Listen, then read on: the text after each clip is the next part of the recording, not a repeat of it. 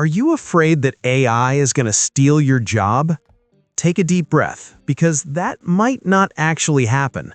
But here is the brutal truth that's far more terrifying. AI isn't going to fire you. It's going to turn you into cheap raw material inside a massive machine that you think you're still controlling. Think about it. Every time you ask a chatbot to write an email, every time you use a generator to save time on a design, are you actually getting ahead? Or are you just training the very system that makes your specific skill set worth less every single day? Welcome to the digital middle income trap. For decades, we've been told that technology is a tool to empower the individual. But look at the data coming out of the World Economic Forum. We are seeing a massive shift. We aren't just entering an era of automation, we're entering the era of the algorithmic slave. This is a new class of workers who are fast, efficient, and completely replaceable. In this video, we're going to look past the hype and the get rich with AI tutorials. We're going to break down the actual economics of the Future of Jobs report. I'm going to show you why working harder with AI might actually be making you poorer, and more importantly, the exact strategy you need to move from being processed data to being the strategic architect. If you don't want to be optimized out of your own paycheck, you need to hear this. Let's dive in.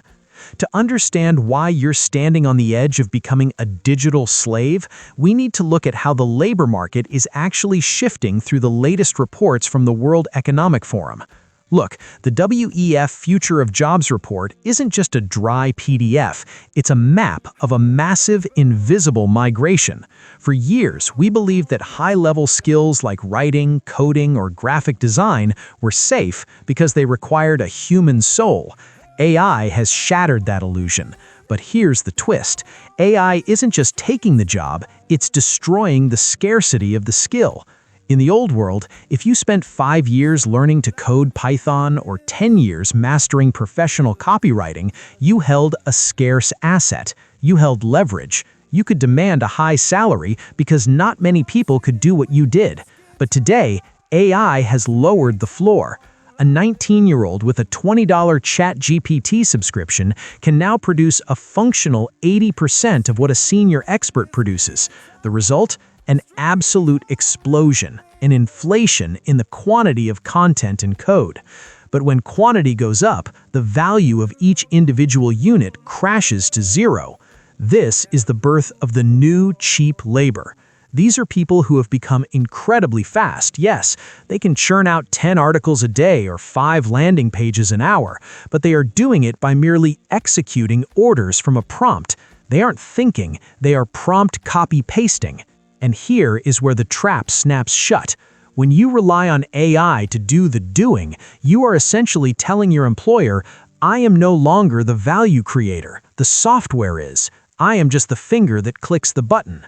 The WEF predicts that by 2025, 85 million jobs might be displaced, while 97 million new roles emerge. But don't let those numbers comfort you. The gap between those two numbers is where the algorithmic labor class lives. These new roles, many of them are human-in-the-loop tasks. It sounds fancy, but it often means you're just a glorified janitor for AI, cleaning up its mistakes, checking its facts, and doing the tedious manual labor that isn't worth a GPU's time. Your individual surplus value, that extra bit of magic that makes a boss pay you $100 an hour instead of $15, is evaporating. When everyone can use AI to be good enough, being good enough becomes worthless.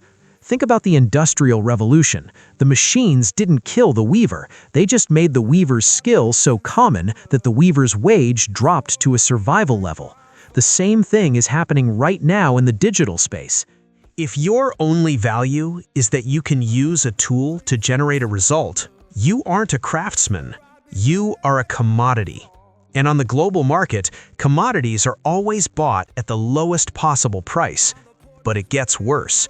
As this labor class grows, the competition becomes global and brutal. If all you're doing is prompting an AI, a company doesn't need to hire you in a high-cost city. They can hire someone in a lower-cost economy who uses the exact same AI, speaks the same prompt language, and is happy to work for 1/5 of your salary. This is the great skill devaluation.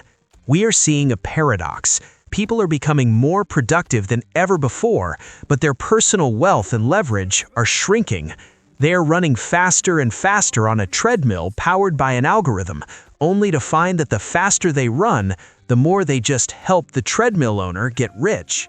You see, in the eyes of a corporation, if the value comes from the AI, the profit belongs to the person who owns the AI or the person who owns the final product, not the person who sat in the middle and pressed generate.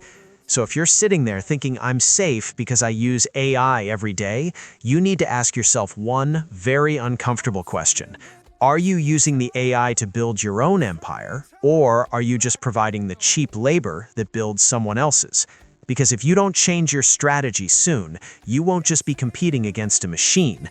You'll be competing against 4 billion other people who can press that same button just as well as you can, but for much, much less. To understand why simply working harder or faster with these tools is actually a one-way ticket to financial mediocrity, we have to look at the math behind the digital middle income trap. Now, let's address the most dangerous lie in the AI era, the idea that working harder with these tools will eventually make you rich. It won't. In fact, if you aren't careful, the more you use AI, the faster you'll fall into what I call the digital middle income trap. Think about it this way. There are two types of people in the new economy, the executors and the orchestrators. The executor is someone who treats AI like a faster horse.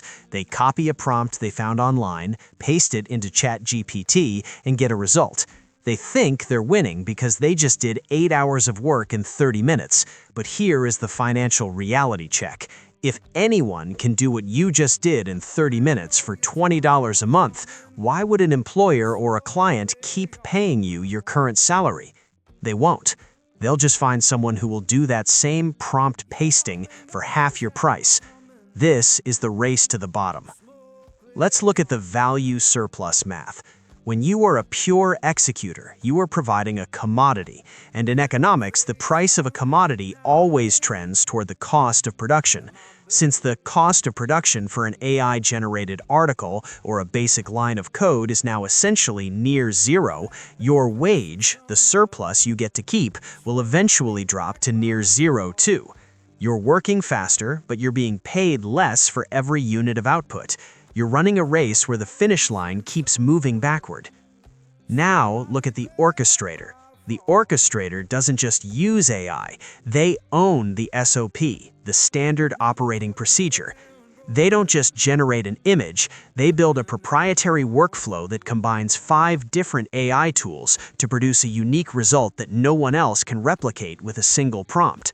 Here is the twist. The more lazy you are with AI, the easier you are to replace. If you use AI to bypass thinking, you are effectively outsourcing your brain. And once your brain is out of the equation, you have no leverage. You become a utility, like electricity or water. Useful, yes. Expensive, never. The market doesn't pay for effort anymore. AI has commoditized effort. The market now only pays for judgment. I see this happening in the freelance world right now. I know copywriters who used to charge $500 for a sales page. Now they use AI, they do it in 10 minutes, and they try to charge the same. But the client isn't stupid. The client sees 10,000 other freelancers offering AI-enhanced copywriting for $50. That original writer is now trapped. They can't go back to the old way, but they can't survive on the new prices. They are stuck in the trap. The only way out, you have to stop being the one using the tool and start being the one designing the system. Because if your hard work consists of things a machine can do, you aren't a high-value professional. You're just a human battery for a much larger engine, and batteries are designed to be used up and thrown away. You need to ask yourself, is your income based on how fast you can click generate, or is it based on the fact that you're the only person who knows what to generate and why? The math is brutal, and it doesn't care about your feelings. If you provide a result that is 100% reproducible by an algorithm, your economic value is, by definition, the cost of that algorithm. This isn't just a career risk, this is a financial wipeout. But don't lose hope just yet, because once you understand this trap, you can start building the ladder to get out.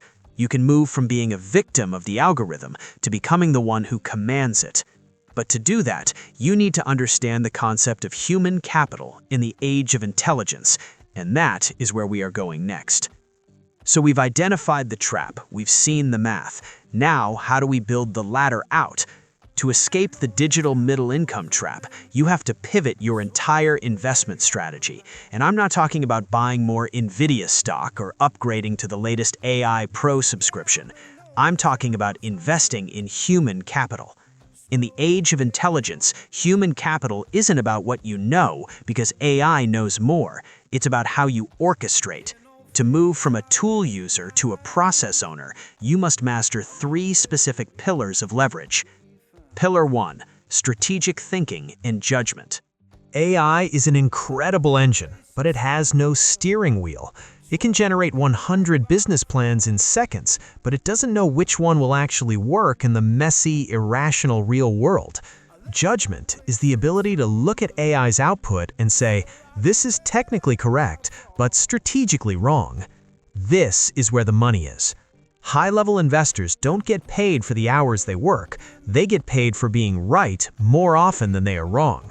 While the executors are busy arguing over which prompt is better, the orchestrators are studying market psychology, geopolitics, and human emotion, the things an algorithm can only simulate but never truly feel. Your value is no longer in the production, it is in the selection. Pillar 2, orchestration skills. Think of a symphony conductor. The conductor doesn't play the violin, they don't play the drums. In fact, the conductor is the only person on stage who makes no sound. Yet without them, there is no music, only noise. You need to become the conductor of your own AI symphony. This means moving beyond the single chat window. An orchestrator builds standard operating procedures, SOPs. They connect a data scraping tool to a synthesis AI, which then feeds into a creative engine, which is finally filtered through a proprietary quality check system they designed themselves. When you own the process, you own the asset. If a company fires an executor, they just hire a cheaper one. If they lose an orchestrator, they lose the entire machine. That is the definition of leverage. You aren't selling your time, you are leasing out a high-performance system that you happen to build. Pillar 3, building proprietary intellectual property. Every time you use a public AI tool without a specific strategy, you are donating your data to make that tool smarter. You're essentially working for the big tech giants for free. To break free, you must build your own moat. This could be a unique database, a specialized community, or a brand built on a perspective that AI cannot replicate. AI can write a script about gold prices, but it cannot share the conviction of a human analyst who has lived through 3 market crashes. Conviction cannot be automated. Perspective cannot be downloaded. The goal here is a total mindset shift. You have to stop looking at AI as a way to save time so you can do more chores. You have to use AI to buy time so you can think at a higher level. Investing in AI isn't about buying the software, it's about building a system of thought that AI is incapable of mimicking. It's about recognizing that in a world of infinite cheap digital content, the only thing that becomes more expensive is human authenticity and strategic oversight. If you look at the most successful people in the next decade, they won't be the ones with the most AI certifications. They will be the ones who understand human needs so deeply that they can command an army of AI agents to fulfill those needs perfectly. You have to decide today, are you going to be the person being optimized by the algorithm or the one optimizing the world with the algorithm? Because the gap between those two positions isn't just a career choice, it's the difference between a life of shrinking wages and a life of unlimited scale. So, how do we tie all of this together into a concrete plan for your financial future? How do you ensure that when the great decoupling of wages and productivity happens, you're on the winning side of the line? Let's wrap this up with a final sobering look at the choice you have to make right now. We are standing at a unique crossroads in history. AI is the most powerful lever ever created by humanity. But remember the law of physics, a lever is indifferent to who uses it. If you stand under the lever, its weight will eventually crush you under the pressure of shrinking wages and total replaceability. But if you stand on top of that lever, you can lift the entire world. The great decoupling is already happening. Productivity is soaring, but for the average executor, wealth is stagnating. The gap between those who click generate and those who own the system is widening into a canyon. You cannot bridge that canyon by working harder. You bridge it by thinking higher. Don't let your career be just another data point for someone else's model. Don't let your intelligence be harvested as raw material for a big tech algorithm. The era of being good enough is over. The era of the orchestrator has begun. It's time to stop consuming AI and start commanding it. It's time to move from the labor class to the owner class of the digital age. So, I have one final question for you. Are you going to be the person coordinating the future or the one that is executed by it? If you're ready to stop being a victim of the news and start becoming a student of history, if you're ready to build your own proprietary SOPs and claim your seat at the table, comment the word ownership below. Let me know that you are committed to building your own intellectual property starting today. The tools are free, the information is everywhere, but the courage to take control, that is scarce. And as we've learned today, scarcity is where the real value lives. I'll see you in the next analysis. Be sober, stay sharp, and keep building.